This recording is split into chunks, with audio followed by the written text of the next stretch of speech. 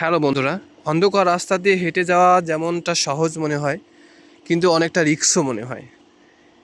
অন্ধকার রাস্তা দিয়ে যেতে কিন্তু অনেক ভালো লাগে, কারণ চতুর্দিকে অনেকটা শান্ত শৃঙ্খলা অবস্থায় থাকে, কোনো শব্দ নাই, কোনো আওয়াজ নেই।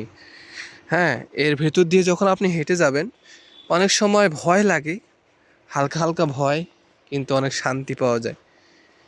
এই ভীতু মন মানসিকতা যদি কারো থাকে, সে কখনোই একা একাই অনেক জঙ্গলের ভিতর দিয়ে কখনো যাবেন না।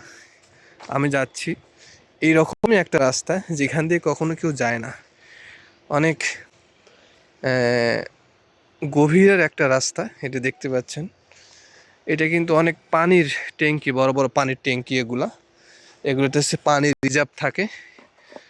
এগুলো দিয়ে যখন এমার্জেন্সি কখনো কোথাও আগুন লাগে, তখনই এই ট্যাঙ্কির পানি থেকে আগুনগুলোকে নিভানোর জন্য, সাপোর্ট দেওয়ার জন্য এই বড় বড় ট্যাঙ্কিগুলো। এখানে হচ্ছে 2টা ট্যাঙ্কি আছে। আমি ঠিক এর পাশ দিয়ে যাচ্ছি। অনেকটা অন্ধকার, আসলে খুবই সেন্সিটিভ একটা জায়গা। তারপরেও প্রয়োজনের খাতিরে যাইতে হয়। আমি একটু দেখাচ্ছি এই 2টা ট্যাঙ্কি। কেমন লাগতেছে অবশ্যই কমেন্ট করে জানাবেন জায়গাটা কেমন।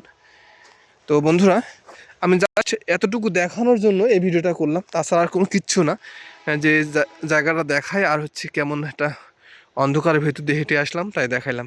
সবাই ভালো থাকবেন, সুস্থ থাকবেন। ভালো লাগলে শেয়ার করে সবাইকে সুযোগ করে দিবেন দেখার। আসসালামু আলাইকুম।